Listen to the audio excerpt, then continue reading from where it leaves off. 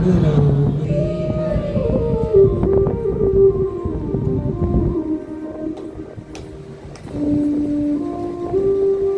ने अपने नख पे गोवर्धन को धारण कर लिया और जितने ब्रजवासी हैं, जितनी गैया हैं, वे सभी उस गोवर्धन जी के नीचे आ जाते।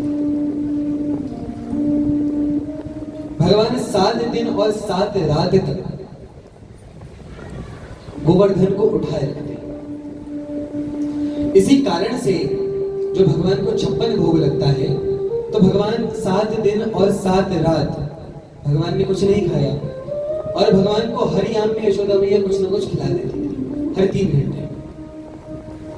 तो भगवान इतने दिन से भूखे हैं, इसलिए 56 भोग पूरे इकट्ठे करके भगवान को ग्रहण कराए।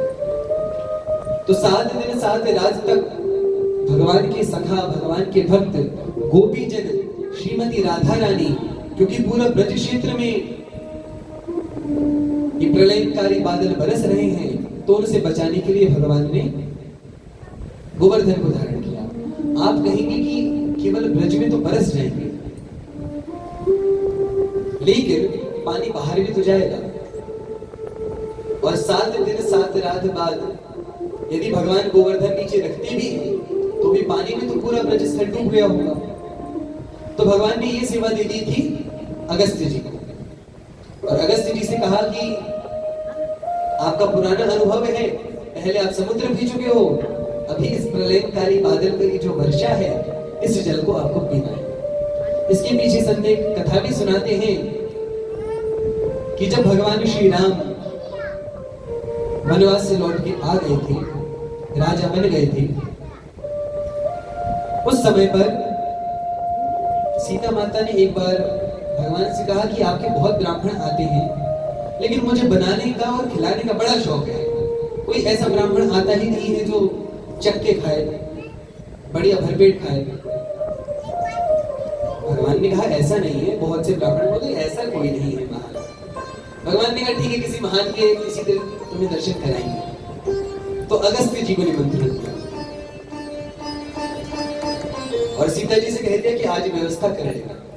अब यदि अगस्त्य जी के विषय में आपको न पता हो, तो अगस्त्य जी एक बार आतापी और वातापी 2 असुर थे और इन्हें यह वरदान प्राप्त था कि यदि एक की मृत्यु हुई है तो एक मर जाता था और उसको काट काट के दूसरा भाई उसका भोजन बना देता था और संत को भोजन में उसे खिला देता था।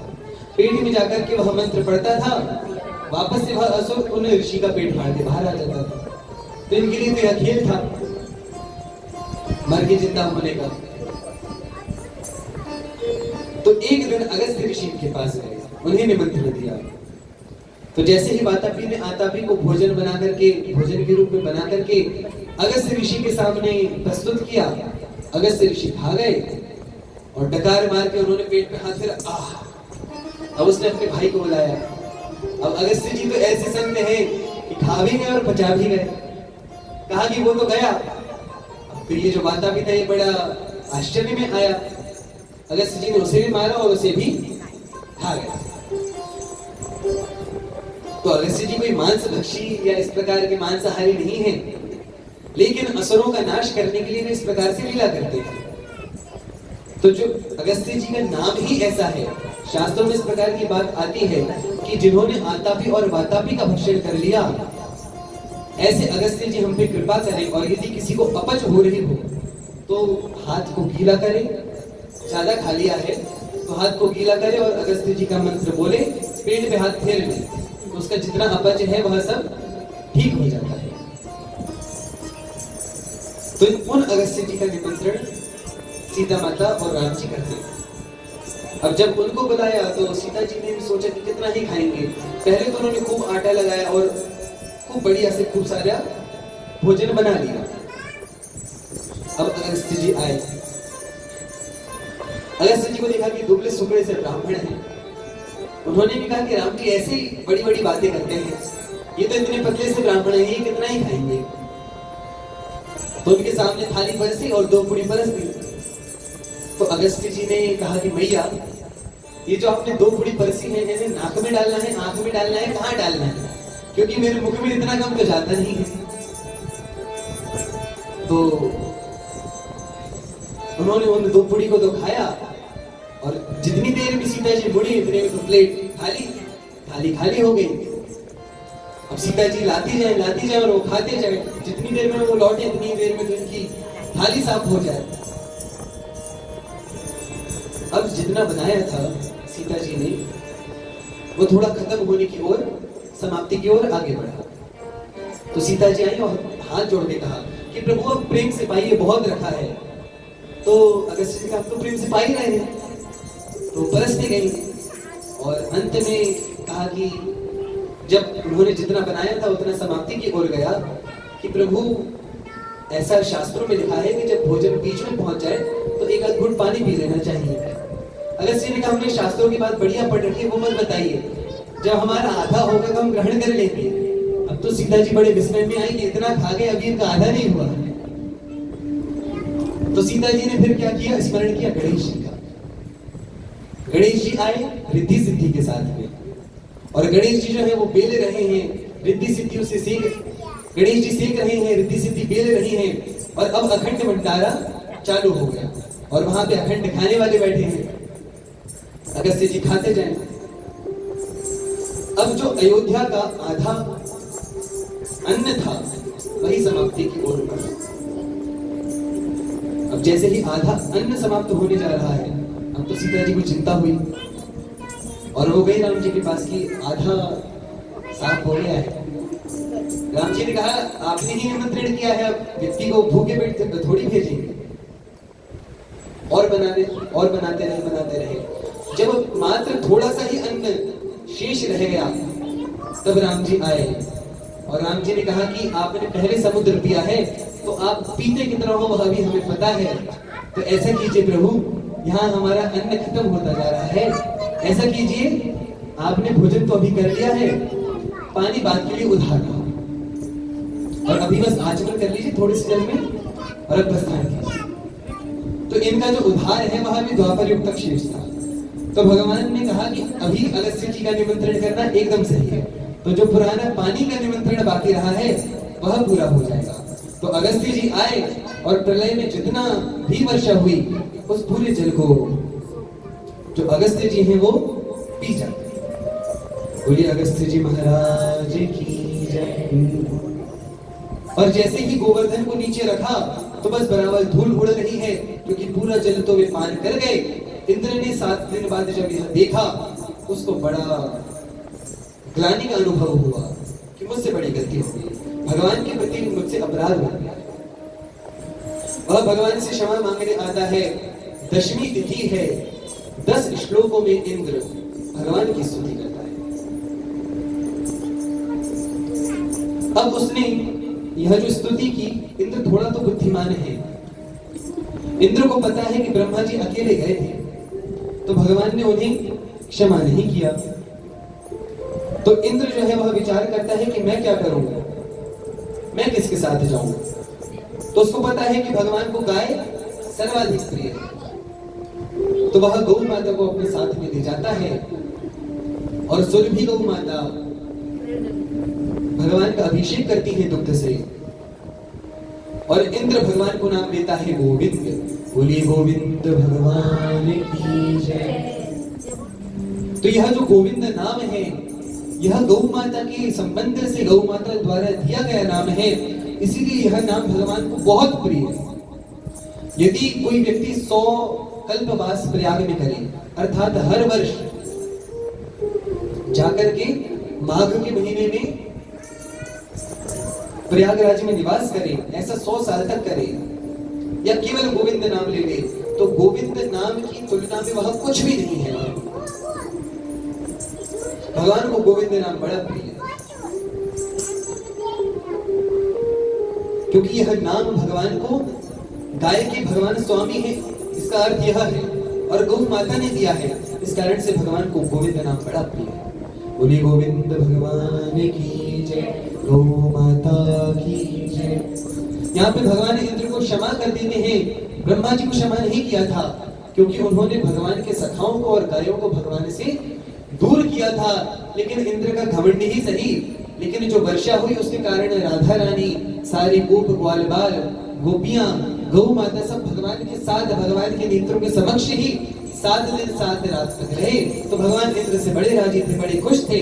भगवान ने उसे क्षमा करते हुए भेजा।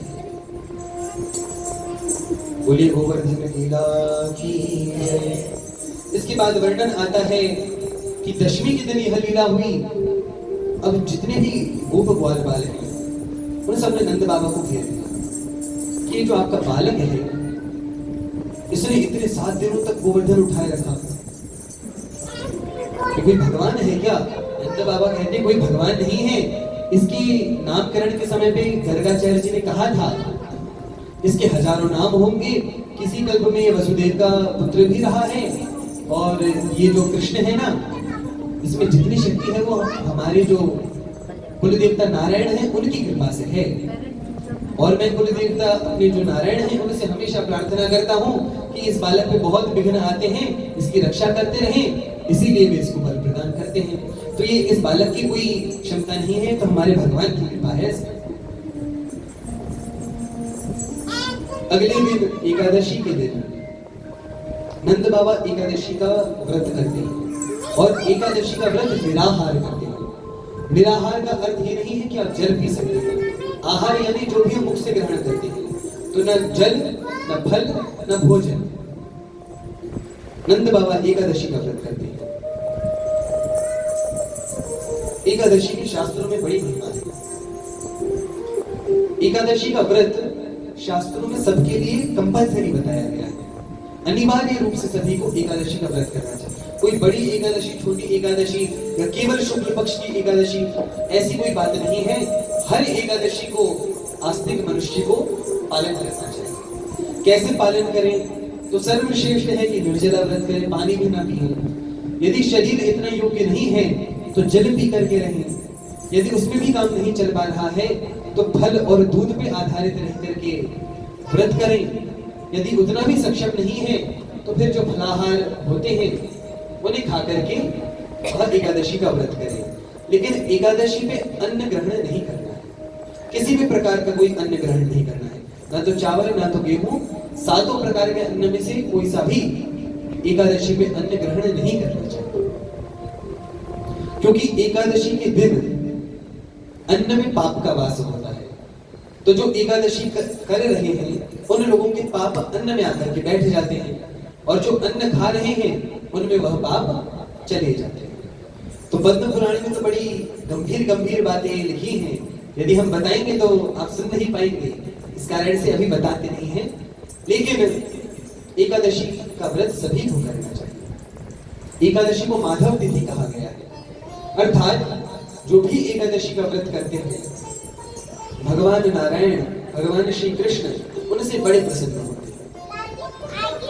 यह जो एकादशी का उपवास है इसे जो लोग उद्यापन कर लेते हैं उसके बाद भी करना आवश्यक है। ऐसा नहीं, बाकी जो व्रत हैं उद्यापन के बाद आप छोड़ सकते हैं।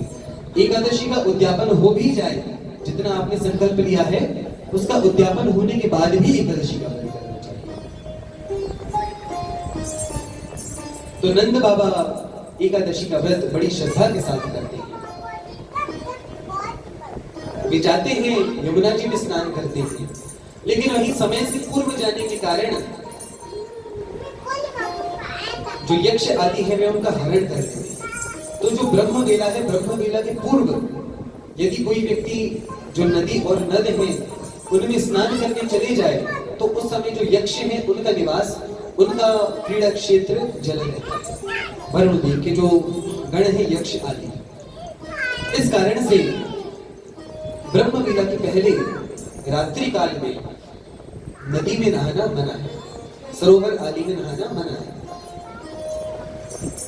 तो नंद बाबा को यक्ष के जो गण हैं वरुण के गण पकड़ के ले जाते हैं। कहां पे? वरुण लोक में। तो जितने भी ग्वाल बाल हैं उन्होंने देखा कि नंद बाबा यमुना जी में गए और गए, लौटे नहीं। तो जितने ग्वाल वाले हैं दौड़ते हुए आए और भगवान को जगाया, अरे कान्हा, नंद बाबा तो सुबह के गए, अभी तक लौटे ही नहीं, यमुना जी में ही चले गए। भगवान दौड़ते हुए आए और यमुना जी में कूद गए। भगवान यमुना जी में कूद जाते हैं और भगवान भी वरुण लोक में गए। जैसे ही वरुण आदि देवताओं ने और यक्षों ने देखा कि भगवान आए हैं, वो तो सब वहीं से दंडौत मार दी उन्होंने, वहीं से दंडवत प्रणाम किया। और नंद बाबा यहाँ बंदी बने बैठे हुए हैं और देख रहे हैं कि जितने वरुण आदि देवता हैं ये मेरे लाला को दंडवत प्रणाम कर रहे हैं। उसके बाद भगवान को उच्च आसन दिया, उसको बैठाया, पूजा की और कहा प्रभु आपने यहाँ कृपा कैसे की?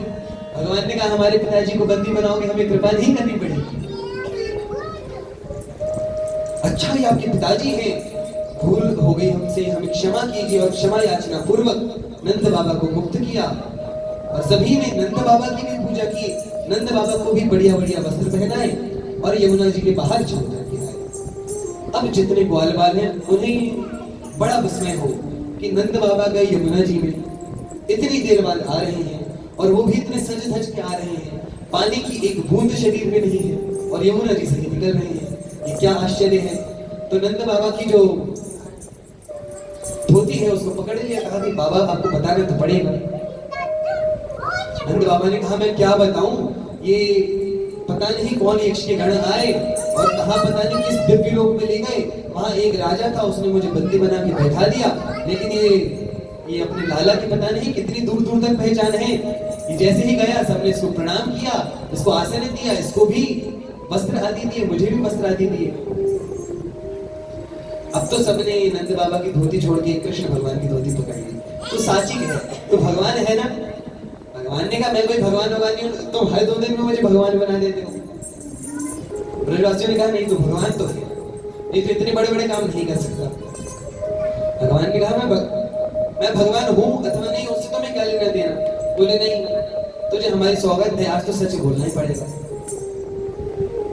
भगवान ने कहा ये जान के करना क्या है तुम्हें कि मैं हूं कि नहीं हूं, तुम्हें क्या काम है? यदि मैं भगवान होता अभी तो तुम क्या करते? बोले वो हमें वैकुंठ देखना है, हमने बड़ा उसका वर्णन सुना है कि बड़ा दिव्य धाम है, वो वैकुंठ है, हमें तो उसके दर्शन करने हैं।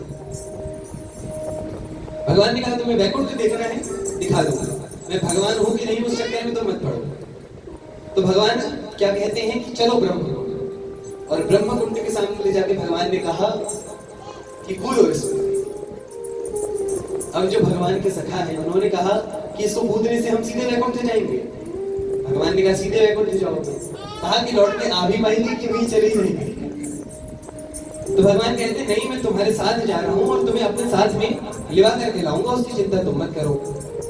तो भगवान की बात पे ऐसा भरोसा कि तू साथ में जा रहा है, फिर तो क्या ही दिक्कत है, क्या ही परेशानी है, और सीधे कूद गए।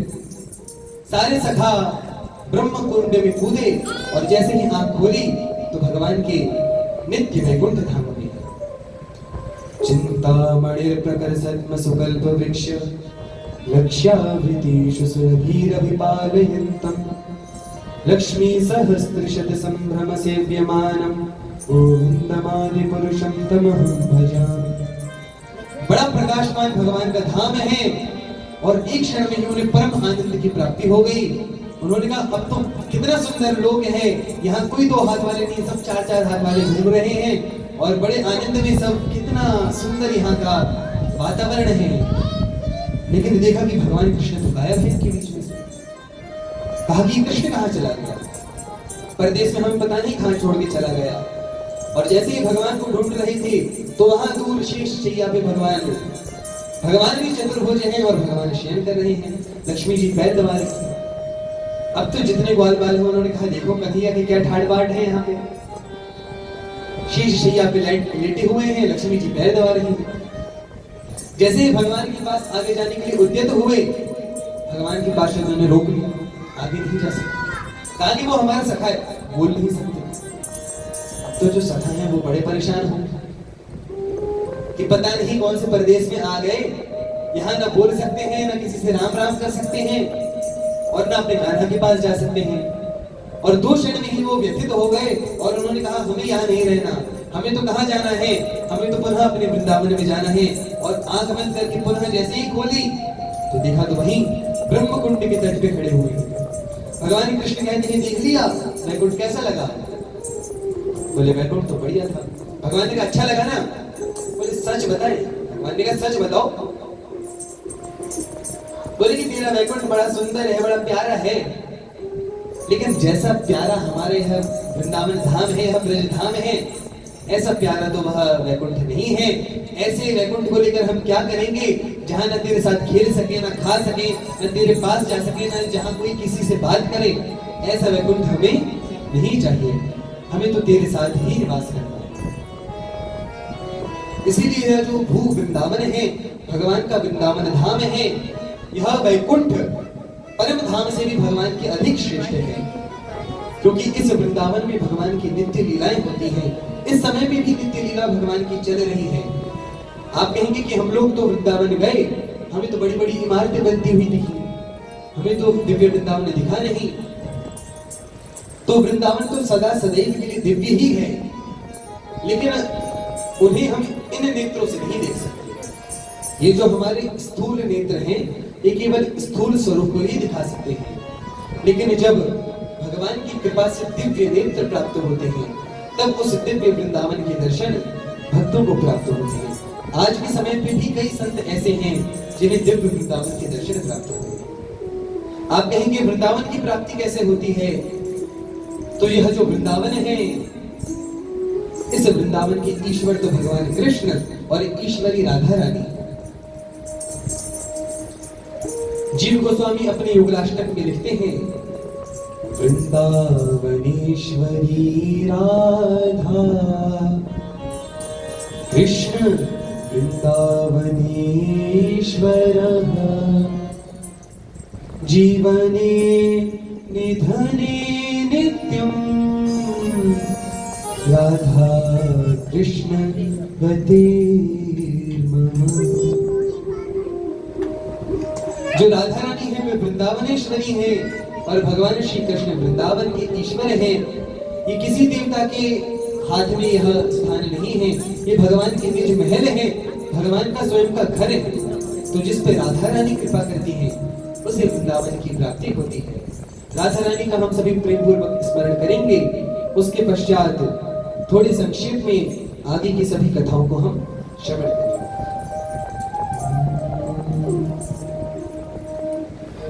करुणामयी कृपामयी मेरी दयामयी राधे, करुणामयी कृपामयी मेरी दयामयी राधे, ओ करुणामयी कृपामयी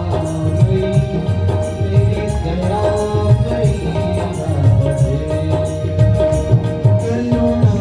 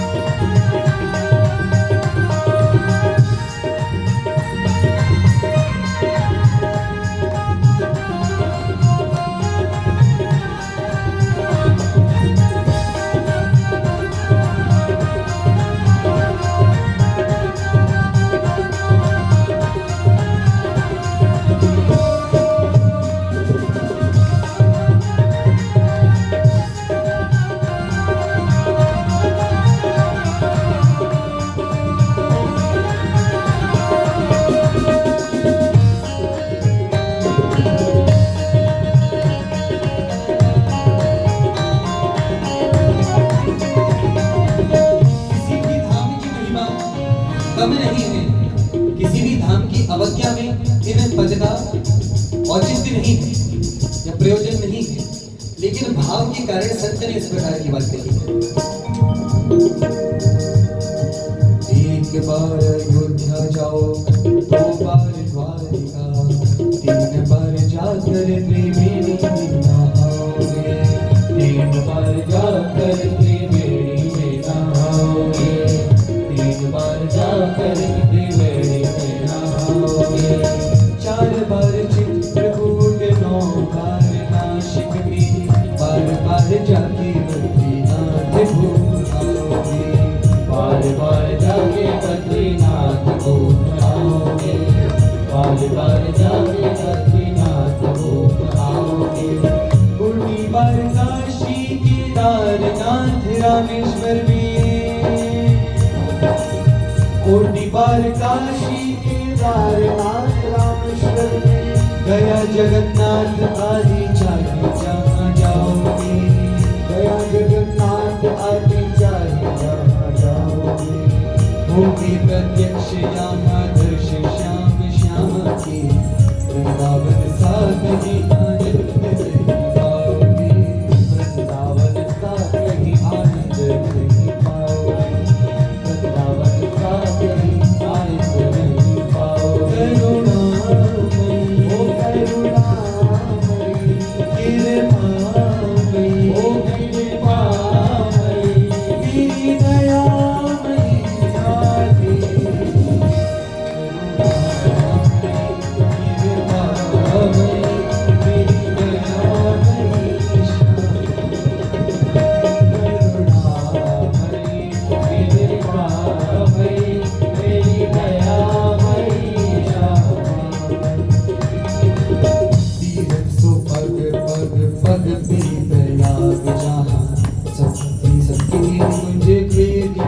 काशी है कि सबके खेल कुंज कोटि कोटि काशी है, सबके खेल कुंज कोटि कोटि काशी है, तीरथ सो पग पग पग पे प्रयाग जहाँ, ये सबके खेल कुंज कोटि कोटि काशी है, ये सबके खेल कुंज कोटि कोटि काशी है, ये सबके कुंज कोटि कोटि काशी है। गोविंद के द्वार द्वार द्वार पे है हरिद्वार, गोविंद के द्वार द्वार द्वार पे है हरिद्वार, अन्य सब धाम यहाँ ब्रजदास दासी है, ब्रजदास दासी है, ब्रजदास दासी है। स्वर्ग अपवर्ग रखा ही कर करेंगे क्या, जानते नहीं हो हम वृंदावन वासी हैं, जानते नहीं हो हम वृंदावन वासी हैं, जानते नहीं हो हम वृंदावन वासी। करुणामयी ओ करुणामयी, कृपामयी कृपामयी,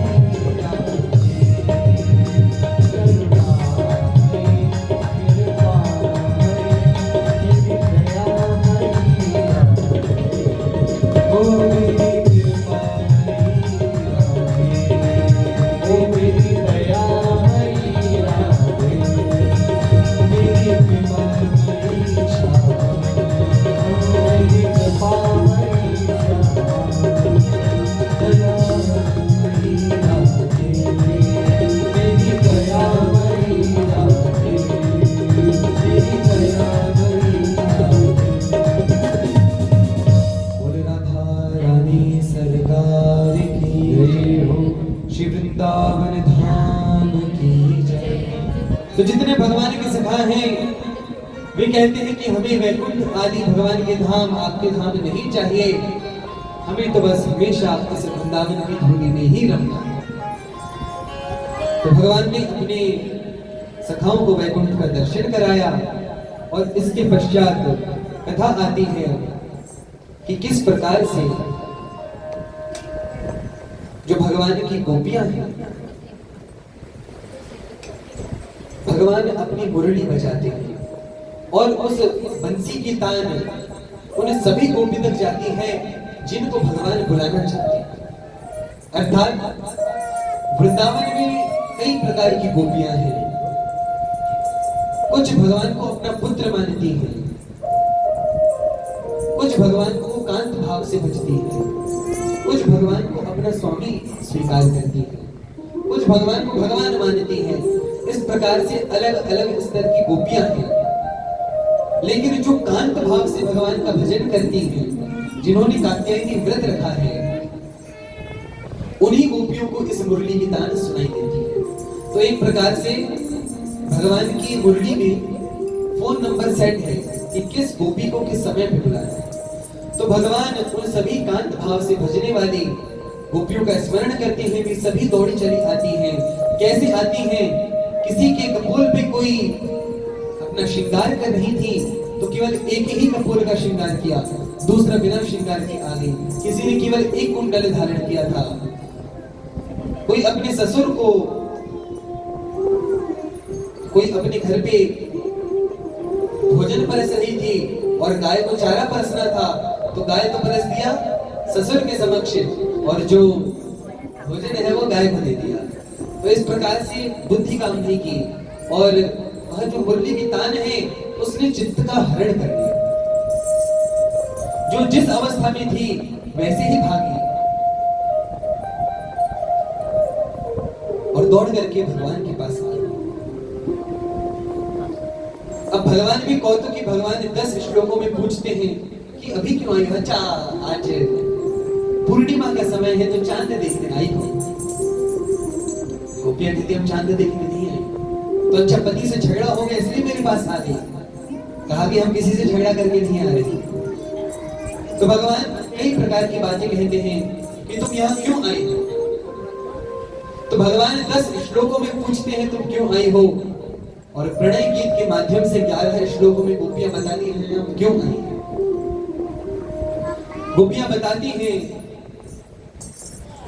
कि आपने ही मुरली बजा करके हमें बुलाया है, आप ही हमारे जीवन का एकमात्र उद्देश्य है, इसलिए आपकी प्रियता के लिए हम यहाँ पे उपस्थित हुए हैं।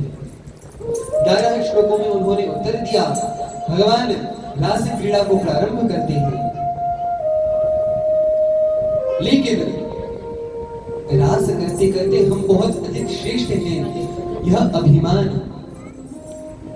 उन गोपियों के हृदय के अंदर आ जाता है और भगवान को सब कुछ सहन है, अभिमान से नहीं है। तो वह सौभाग्य का जो मद है, जैसे ही गोपियों के हृदय के अंदर वह मद आया, भगवान वहां से श्रीमती राधा रानी को लेकर के अंतर्धान हो गए। राधा रानी ने मान किया है और गोपियों ने अभिमान किया है। मान करने का अर्थ है रूस जाना, गुस्सा हो जाना। तो राधा रानी भगवान से गुस्सा हो गई, यह भी प्रेम क्रीड़ा का ही भाग है। भगवान राधा रानी को मनाने के लिए सबके सामने कैसे मनाए, तो अकेले मिले गए और यहाँ जितनी गोपियां हैं वे सभी व्यथित हो गई। और कैसे व्यथित हो गई? वे वृक्षों से पूछ रही हैं, अशोक वृक्ष के पास जाके कहती हैं कि तुम्हारे नीचे बैठ करके तो सीता जी ने 10 महीने तक आंसू बहाए हैं, तुम तो उनके प्रेम को जानते हो ना, हमें बता दो हमारे प्रीतम कृष्ण कहाँ चले गए। तो उनमें अब यह विवेक नहीं रहा किससे पूछना है किससे नहीं पूछना है। तुलसी के पास जाकर कहती है, तुलसी कल्याणी गोविंद चरण प्रिय। हे तुलसी, तुम तो गोविंद की प्रिया हो, तुम तो उनसे प्रेम करती हो, हमें बता दो। तुलसी की भी बड़ी महिमा है, भगवान को तुलसी बड़ी प्रिय है, गोविंद चरण प्रिय। यदि कोई व्यक्ति अपने गले में तुलसी धारण न करे तो क्षणार्धम तद विहीनों पे विष्णुद्रोही भवित नरः, उसे भगवान विष्णु के द्रोह का पाप लगता है। इसीलिए हर समय अपने गले में तुलसी धारण करके रखनी चाहिए। यज्ञोपवीतवद्धार्यात् कंठे तुलसी मालिका, क्षणार्धम तद विहीनोपि विष्णुद्रोही भवित नरः। जैसे ब्राह्मण के लिए यज्ञोपवीत की आज्ञा की गई है कि उसको यज्ञोपवीत हमेशा धारण करके रखना चाहिए, उसी प्रकार से जो भी भगवान का भक्त है, किसी भी जाति किसी भी कुल का हो, स्त्री हो पुरुष हो, वह भेद नहीं है, उसे अपने गले में तुलसी धारण करके ही रखनी चाहिए। एक क्षण के लिए, आधे क्षण के लिए भी तुलसी हमसे दूर न हो। तुलसी क्या करती है? यह जो शरीर है यह भगवान की सेवा पूजा के योग्य नहीं है। तो जब तुलसी इस शरीर पे रहती है तब हम भगवान की सेवा पूजा के योग्य हो जाते हैं। हम जो है वह विकारों से सने हुए हैं, काम क्रोध लोभ मोह मद और मात्सर्य। हम विकारों से इतने दूषित हो गए हैं कि भगवान हमारे पिता हैं, भगवान परम पिता हैं, लेकिन वो भी हमें छूने से संकोच करते हैं। तो जैसे किसी बालक का जन्म हो तो उसका स्वयं का पिता उसे गोद में लेने में संकोच करता है क्योंकि वह मलमूत्र रक्त से सना हुआ है। लेकिन जब माता उसे स्नान करा दे, उसका श्रृंगार कर दे, तब पिता की तो छोड़िए, कोई राहगीर कोई यात्री है वह भी उस छोटे बालक को अपनी गोद में लेने का यत्न करता है, क्योंकि उसे मां ने स्नान करा दिया है, सजा दिया है, टिठौना और काजल आदि लगा दिया है। तो श्रृंगार हो जाने के कारण अब वह सुंदर हो गया है, इसीलिए सब उसको अपनी गोद में लेने का प्रयास करते हैं। पहले पिता ही नहीं लेना चाह रहे थे।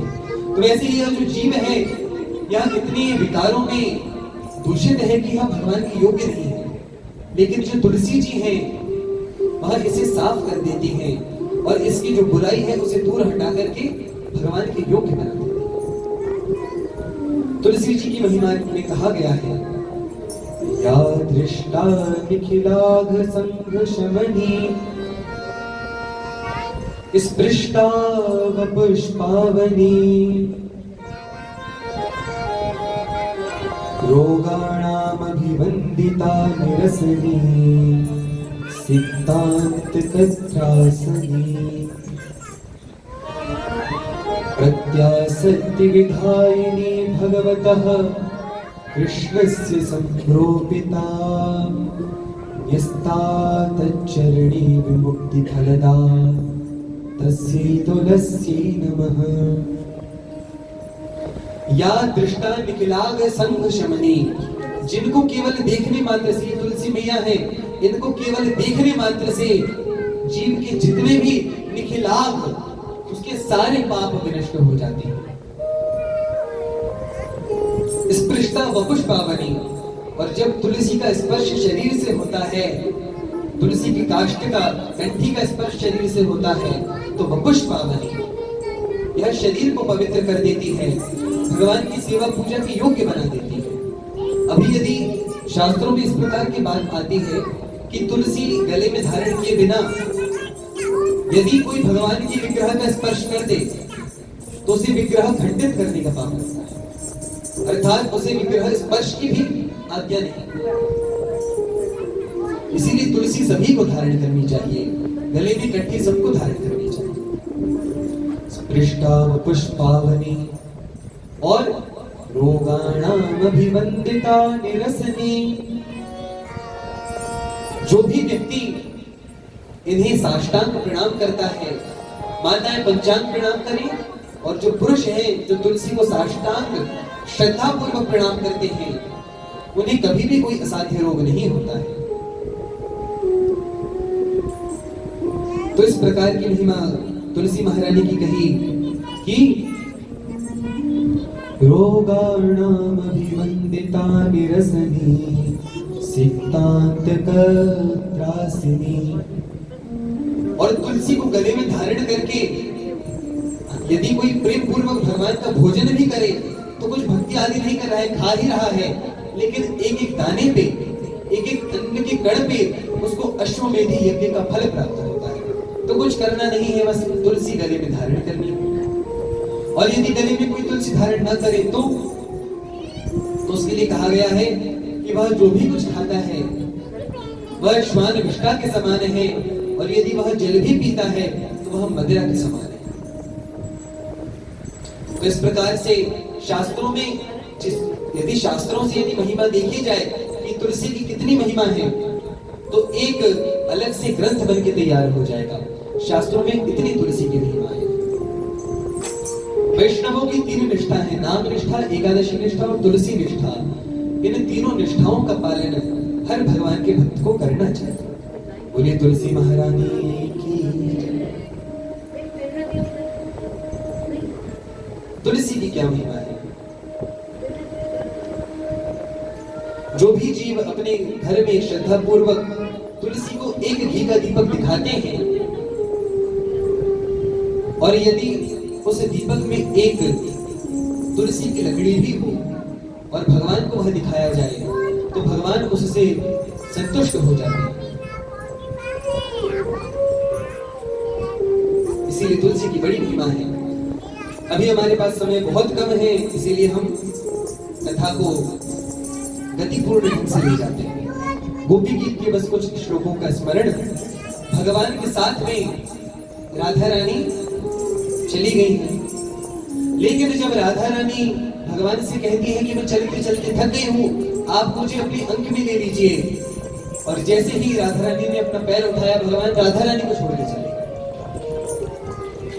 अब जो राधा रानी है वो गोपियों के मध्य में आती है, और राधा रानी और सभी गोपियां मिलकर के विरह में आतुर होकर के भगवान का स्मरण कर रही हैं। गोपियों जो हो जयति तेधिकं जन्मना व्रजः शयनदिवा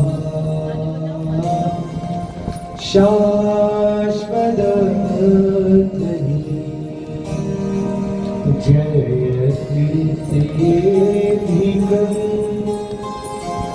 जन्मना व्रजा प्रलपनिंदिरा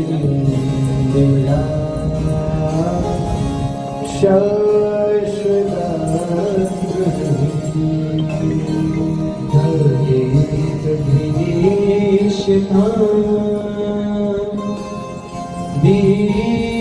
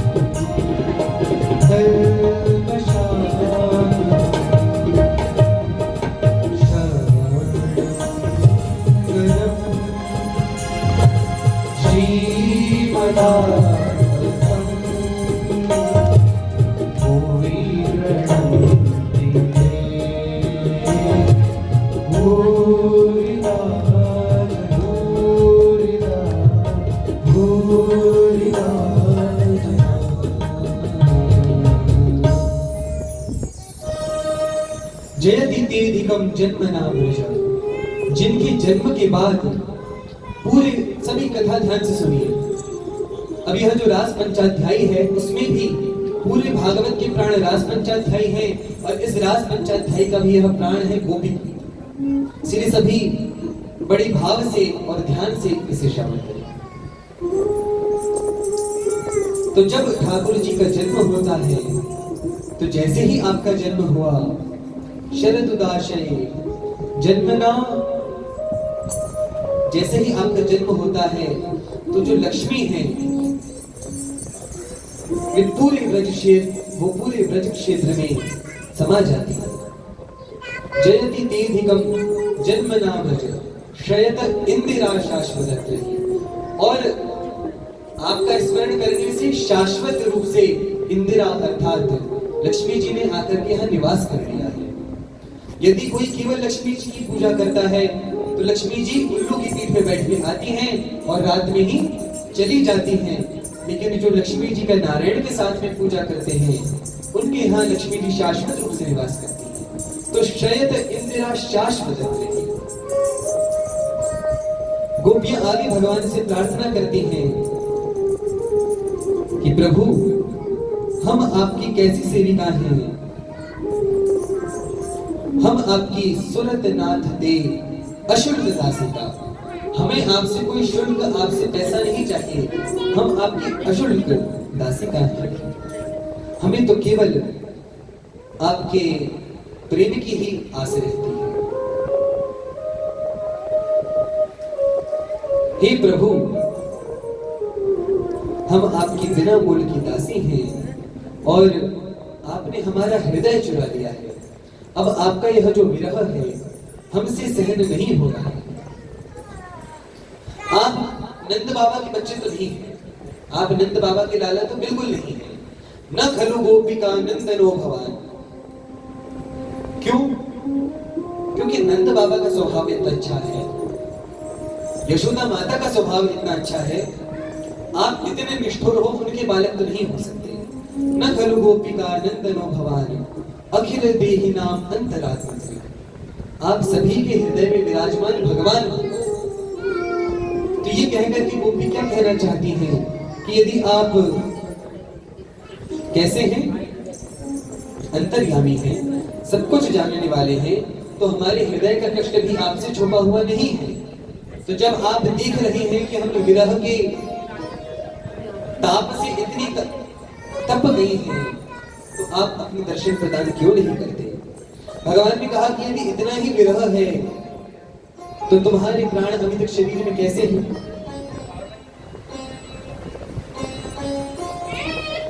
तो जो उत्तर श्री हनुमान जी महाराज ने राम जी को दिया था कि सीता जी अभी तक जीवित कैसे हैं, तो नाम पाहरो दिवस निसी ध्यान तुम्हारे कपाट,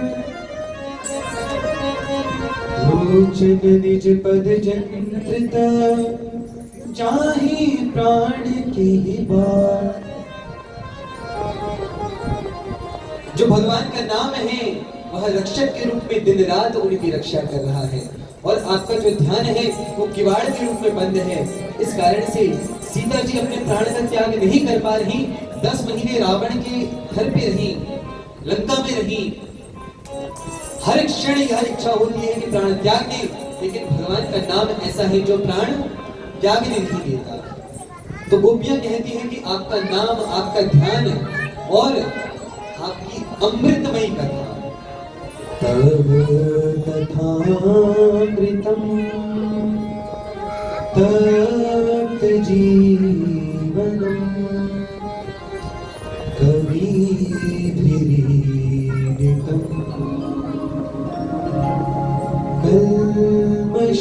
कल्मषापहम्। आपकी यह जो कथा का अमृत है इस अमृत को हम पीती रहती हैं, इसीलिए इस कथा के अमृत के कारण अभी तक जी रही। आपकी कथा कैसी है? तब कथामृतम तप्त जीवनम, मरते को जो जिला दे, ऐसी आपकी यह दिव्य कथा है। यह सभी प्रकार के कल्मशों को नाश करने वाली ऐसी आपकी यह दिव्य कथा है। जो सांसारिक अमृत है, स्वर्ग का अमृत है, वह कल्मशों को नष्ट नहीं करता। जब उसी अमृत के कलश को लेकर के देवराज इंद्र स्वयं आए थे, तब सुखदेव गोस्वामी जी क्या कहते हैं? वसुधा कथा लोके पुत्राच महान ब्रह्मरातो विचारेव तदा देवांच हासः। हंसने लगे सुखदेव गोस्वामी कि कहां कांच और कहां मणि। तो जिस अमृत के लिए भगवान विष्णु ने स्वयं ने 4 अवतार ग्रहण किए, कच्छप अवतार, मोहिनी अवतार, धन्वंतरी अवतार, हरि अवतार, जिस अमृत को धरती पे लाने के लिए, देवताओं को पिलाने के लिए भगवान 4 अवतार ग्रहण कर रहे हैं, उन्हें सुखदेव गोस्वामी क्या कहते हैं? वो तो कांच के समान है, उसका तो कुछ मूल्य ही नहीं है।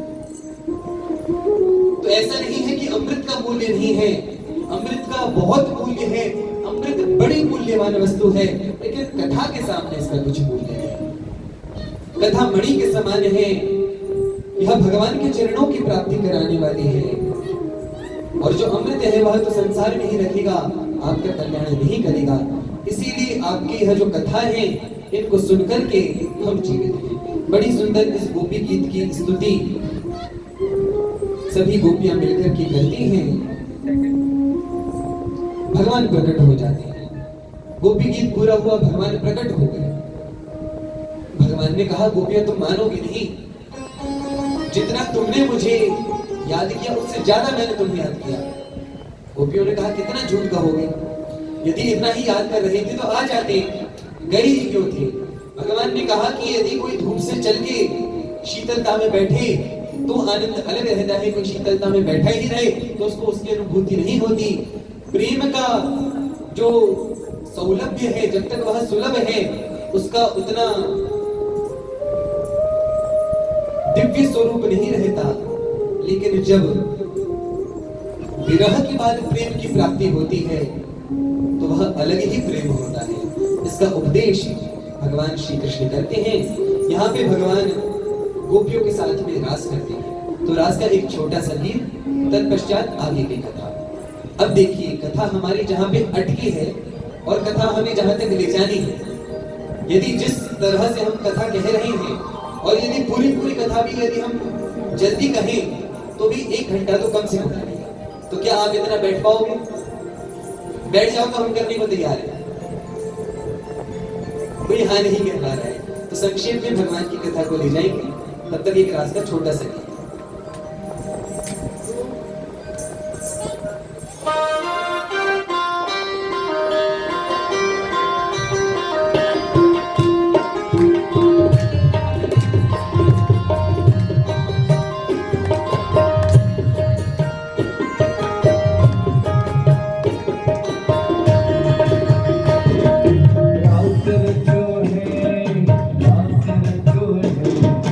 यमुना किनारे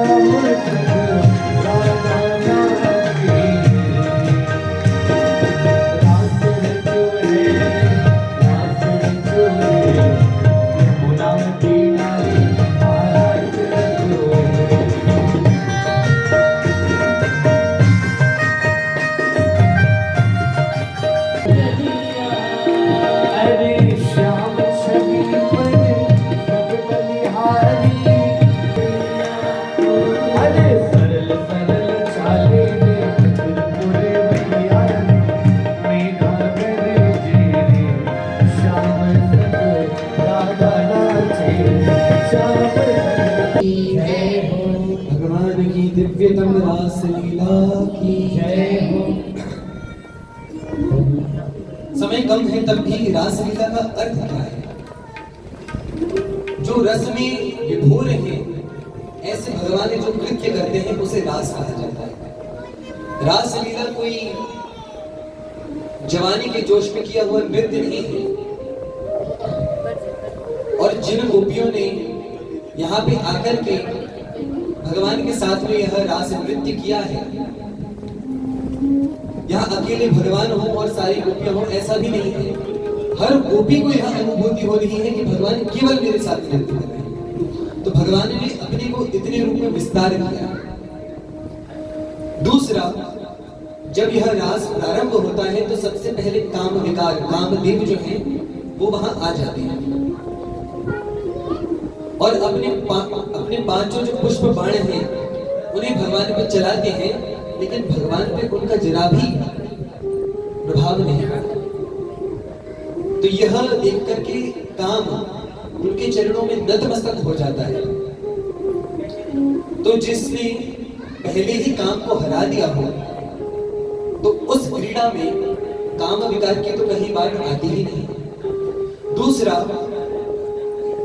इस रास लीला में शंकर भगवान स्वयं गोपी बन करके आते हैं और वही शिव जी का स्वरूप गोपेश्वर महादेव है।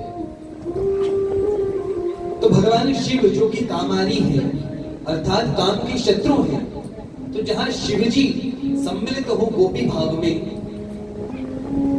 वह रास काम विकार के अधीन है अर्थात उसमें कहीं ना कहीं काम वासना की गंध है, ऐसा भी नहीं। और इस रास पंचाध्याय की फलश्रुति है कि जो भी व्यक्ति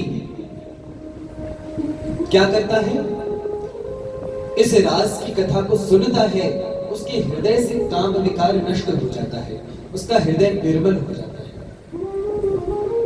तो ऐसा भगवान का यह जो रास है, इसमें अज्ञान के कारण किसी भी कुचाल का या कुरीति का आरोप करना पूरी तरह से गलत है। भगवान ने यहाँ महारास की लीला की है और इसके पश्चात भगवान की आगे लीला आती है। भगवान ने शंखचूड़ आदि दैत्यों का उद्धार किया है, अरिष्टासुर आदि का भगवान ने उद्धार किया है। अब वहां पर बहुत समय से जब नारद जी ने देखा कि भगवान की लीला ब्रज लीला में ही अटकी हुई है, हमारी कथा जैसे आगे बढ़ ही नहीं रही, तो नारद जी जाते हैं कंस के पास और कंस को समझाते हैं कि जो वसुदेव का पुत्र है ना, वो नंद का बालक नहीं है, वही वसुदेव का पुत्र वासुदेव है। इतना सुनते ही कंस कहता है अभी मैं वसुदेव को मार दूंगा, उसने मुझे झूठ कहा। नारद जी समझाते हैं कि वसुदेव को मारने से क्या होगा, मारना है तो वासुदेव को मारो जो कि तुम्हारा काल है। उसने कुछ असुर भेजे लेकिन काम नहीं हुआ। नारद जी समझाते हैं कि तुम्हारी गलती ही यही है कि तुम असुर भेजते हो। हर व्यक्ति अपने क्षेत्र में स्वयं बलवान होता है, तो तुम असुर वहां भेजते हो, वो क्षेत्र उसका बलवान का है तो वो उन्हें मार देता है। तुम ऐसा करो, उसको यहाँ बुलाओ। कंस ने कहा क्या नीति बताई है गुरुजी? कंस कहते हैं ऐसे ही करेंगे। तो अक्रूर जी को भेज करके भगवान को मथुरा बुलाया गया। नंद बाबा पहले सहमति नहीं देते, फिर नंद बाबा ग्वाल बाल सब साथ में मथुरा आते हैं। मथुरा में रंग भूमि पे कुश्ती होनी थी, उसके दर्शन के लिए भगवान को आमंत्रित किया। भगवान पहले तो भगवान शिव का जो धनुष है, जो कि कंस के पास परशुराम जी ने ला करके रख दिया है, उसको तोड़ा और जैसे ही उसको भंग किया तो कंस को निश्चित हो गया कि यही मेरा काल है। भगवान कुंवरिया पीढ़ हाथी का कल्याण करते हैं और रंग भूमि में जाकर के भगवान तो श्रोता में बैठ गए कि पिताजी ने लड़ाई के लिए मना किया है। लेकिन जो चाणूर और मुष्टिक थे उन्होंने ललकारा कि कैसे कायरों की तरह छुप रहा है, यदि साहस है तो युद्ध भूमि में आ, रंग भूमि में आ। जब भगवान का आवाहन किया भगवान तब भी नहीं उठे। सखाओं ने कहा इतना बचपन से तुझे मक्खन और मिश्री खिला रहे हैं, किस लिए खिला रहे हैं, दिखा दे अपना बल। और जैसे ही सखाओं ने कहा तो भगवान रंगभूमि में कूद पड़े। भगवान श्री कृष्ण ने चाणूर पुस्तक आदि का कल्याण किया और बलराम जी महाराज ने शल तो शल और कूत आदि का कल्याण किया। इन सभी को जैसे ही भगवान परास्त करते हैं, अब तो कंस की धड़कनें तेज हो गई, भगवान कंस की ओर आते हैं। अब तो कंस को कुछ समझ नहीं आया, कंस बड़बड़ाने लगा, मैं तुझे मार दूंगा, तेरे बाप को मार दूंगा, खुद के बाप को मार दूंगा। अब भगवान ने जैसे ही ये बातें सुनी, भगवान ने कहा इसका मानसिक संतुलन तो बिगड़ गया, अब तो इसको मारना पड़ेगा। तो भगवान कंस की छाती पे चढ़ जाते हैं और एक ही मुष्टि के प्रहार में भगवान कंस का भी उद्धार करते हैं। बोलिए कंस बलन भगवान की जय हो। यहाँ पे जैसे ही कंस को मारा और मथुरा का राजा राजा उग्रसेन जी को बना दिया,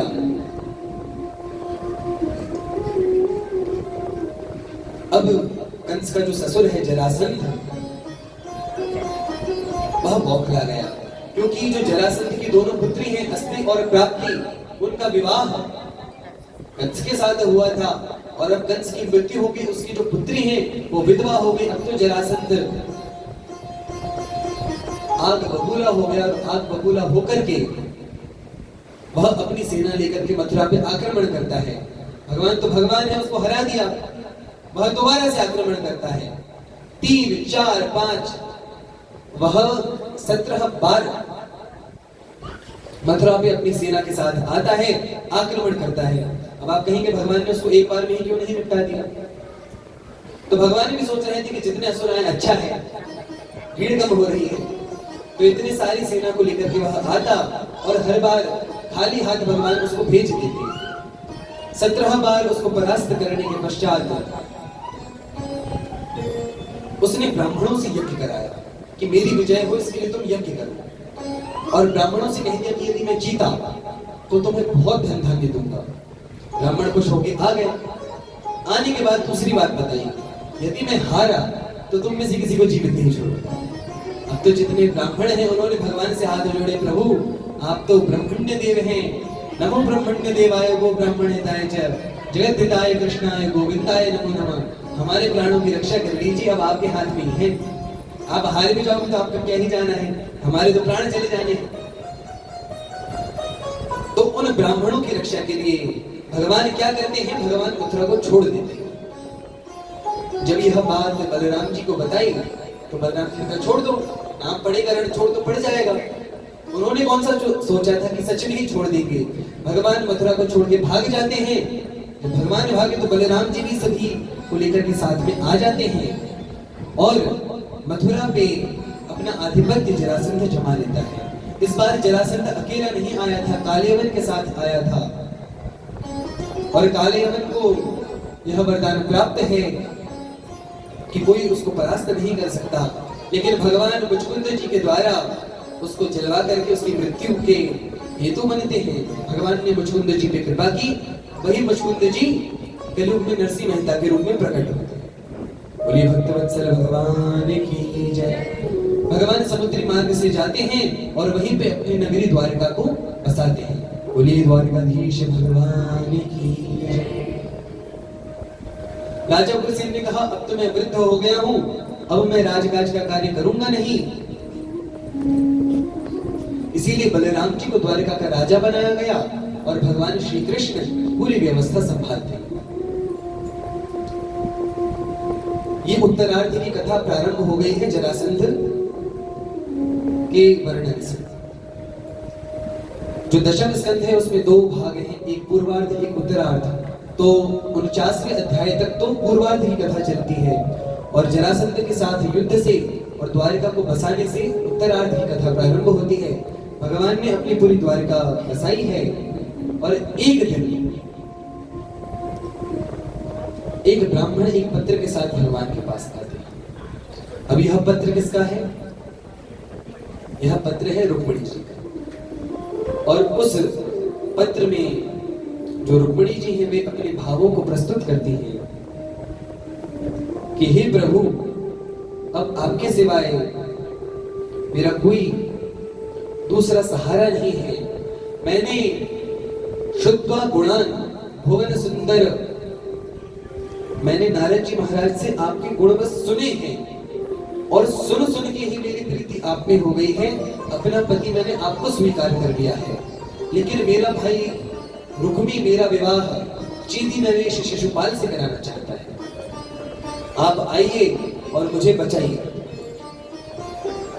भगवान ने जैसे ही यह पत्र ब्राह्मण के मुख से सुना, भगवान ने कहा चलो देरी नहीं करनी चाहिए। भगवान ब्राह्मण के साथ में आते हैं, प्रवेश करते हैं। रुक्मिणी जी ने पत्र में यह भी लिख दिया था, आप आके लड़ाई झगड़े मत करना, मुझे लड़ाई झगड़े प्रिय नहीं है, आप लड़ाई झगड़े मत करना। मैं मंदिर पूजा करने जाऊंगी, आप वहीं पे आकर के मेरा हरण कर लेना। तो भगवान जिस प्रकार से पत्र में लिखा था, भगवान जाने लगे। बलराम जी को भगवान ने कुछ नहीं बताया, किसी को कुछ नहीं बताया।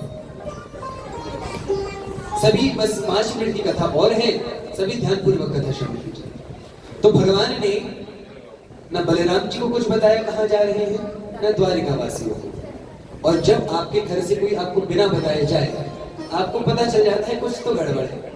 तो बलराम जी को समझ आ गया कि ब्राह्मण के साथ ही इतनी रात में बिना कुछ बताए जा रहा है, कुछ तो गड़बड़ है। पीछे से नारायणी सेना तैयार करके बलराम जी प्रस्थान करते हैं। सुबह के समय में रुक्मिणी जी जो है वो मंदिर पूजा करने के लिए गई ही है। और तभी क्या होता है, भगवान रुक्मिणी जी की बात मान करके वहां पे आ जाती है। बोले रुक्मिणी महारानी की जय। तो जो भगवान है वो मंदिर के बाहर आके खड़े हो गए, वो मंदिर के बाहर आके खड़े हो गए। अब उन्होंने देखा कि इतनी सेना लगी हुई है जिसका कोई वर्णन नहीं किया जा सकता। इतनी सेना क्यों लगी है? बोले भक्तवत्सल भगवान की इतनी सेना क्यों लगी है? ये सेना किसकी है? यह शिशुपाल की सेना है। और जो रुक्मिणी के बड़े भाई हैं रुक्मी, उनकी सेना है। उन्होंने सेना लगा दी कि कृष्ण अवश्य ही कुछ ना कुछ तो गड़बड़ करेगा, क्योंकि जो रुक्मिणी जी के पिताजी हैं जिनका नाम भीष्मक है, वो भगवान श्री कृष्ण के साथ ही रुक्मिणी जी का विवाह कराना चाहते थे। बस रुक्मिणी जी के जो बड़े भाई हैं, 5 भाइयों में जो सबसे बड़े भाई हैं, उनकी इस प्रकार से रुचि नहीं थी। वे भगवान कृष्ण के शत्रु पक्ष के मित्र थे। तो शिशुपाल जो भगवान का द्रोही है, अब वह घबराया कि भगवान श्री कृष्ण सीमा के बाहर तक आ गए हैं, तो उसने अपनी सेना लगा दी। अब रुक्मिणी जी सोचे कि इस सेना को कैसे पार करके भगवान तक जाया जाए। और भगवान है कहां, क्योंकि अभी तक तो केवल भगवान के गुण ही सुने, भगवान को तो कभी देखा ही नहीं। अब इनमें से कौन से भगवान श्री कृष्ण हैं? तो भगवान श्री कृष्ण उसी सेना के पीछे आके खड़े हो गए और रुक्मिणी जी ने सबको देखना प्रारंभ किया। अब जितने सैनिक हैं, रुक्मिणी जी को देख करके तो वो सब सुध-बुध हो गए और वे सब उन्हें देखते ही रह गए। अब किस लिए आए थे, कौन है, क्यों आए हैं, कुछ याद नहीं रहा। रुक्मिणी जी को देख ही रहे हैं। अब रुक्मिणी जी उनमें खोजे कि इनमें भगवान कृष्ण कौन है। जैसे ही भगवान कृष्ण को देखा, भगवान कृष्ण ने हाथ हिला दिया, हमें ही है कृष्ण जी। और जैसे ही भगवान श्री कृष्ण के दर्शन किए, रुक्मिणी जी ने मुस्कुरा दिया। और जो सेना है, जो सैनिक हैं, जो रुक्मिणी जी को देख करके देखते ही रह गए थे, जैसे ही रुक्मिणी जी ने मुस्कुराया, अब तो उनको शरीर का सुध-बुध ही नहीं है, होश हवास ही नहीं है कि कहाँ खड़े हैं, कैसे हैं, किस लिए आए थे। रुक्मिणी जी उन सबके बीच में से आई, कहा क्या चलती है। रुक्मिणी जी रथ पे चढ़ी, क्या चढ़ती है। रुक्मिणी जी जानने लगी क्या तो रथ है, क्या चलाने वाला है, क्या जा रही है। जब बहुत दूर चली गई तब उन्हें होश आया कि हम कौन हैं, हम तो सैनिक हैं, यहाँ क्यों हैं, हम तो रुक्मिणी जी की रक्षा के लिए आए थे। रुक्मिणी जी हैं, वो तो वहां जा रही हैं। उन्होंने कहा पकड़ो पकड़ो, मारो मारो, और भगवान श्री कृष्ण का पीछा करना प्रारंभ किया। जैसे ही भगवान के निकट पहुंचे, भगवान ने कहा अब तो बिना लड़े काम चलेगा नहीं। रुक्मिणी जी ने लड़ाई के लिए मना किया है, लेकिन अब लड़े बिना काम होगा नहीं। इस कारण से क्या करना है, तो लड़ना ही पड़ेगा। भगवान ने अपना रथ घुमाया पीछे से बहुत सारे रथों की आवाज आई। भगवान ने पीछे घूम के देखा तो अपने हल और मुसल के साथ बलराम जी तैयार थे। कहा तुम दुल्हन को लेके द्वारका को प्रस्थान करो, यहाँ की लड़ाई झगड़े सब हम देख लेंगे। भगवान ने कहा बड़े भैया आपने सही समय पे बचाया। और भगवान तो प्रस्थान करते हैं द्वारका की ओर। रास्ते में जो रुक्मिणी जी के बड़े भाई हैं रुक्मी को परास्त किया। और यहाँ पे जो बलराम जी हैं और उनकी नारायणी सेना है, वह जितने भी सेना है, चीती नरेश शिशुपाल है, और इन सब से लड़ करके इन्हें परास्त करते हैं और ये भी लौट करके आते हैं। तो रुक्मिणी जी के साथ भगवान ने 3 बार विवाह किया। एक बार तो जब रुक्मिणी जी ने लव लेटर लिखा और उस प्रेम पत्र को पढ़ने के बाद भगवान का गांधर्व विवाह हो गया, अर्थात प्रेम विवाह हो गया। उसके बाद जब भगवान ने उनका अपहरण किया तो भगवान का राक्षस विवाह हो गया। ये राक्षस विधि है अपहरण की। और अब जब द्वारका में आ गए तो भीष्मक जी रुक्मिणी जी के पिता कन्यादान के लिए आए हैं और यहाँ पे भगवान का विधिवत पाणी ग्रहण श्री रुक्मिणी जी के साथ होता है। बोलिए रुक्मिणी द्वारकाधीश भगवान की जय। विवाह का और आओ मेरी सखियों मुझे मेहंदी लगा दो। और इस भजन में जिसे भी भगवान के विवाह उत्सव में नृत्य करना है वह नृत्य कर सकता है। और पूजन करते समय ध्यान रखेंगे कि ये भगवान का जो विग्रह है, आप इनका पूजन नहीं करेंगे, व्यासपीठ पर है ना भागवत जी का पूजन करेंगे, केवल इस झांकी के दर्शन करेंगे और इस भजनों का आनंद लेते हुए भगवान के विवाह का आनंद लीजिए। अरे किसने सजाया तुमको मोहन, बड़ा प्यारा लागे सांवरी, बड़ा न्यारा लागे।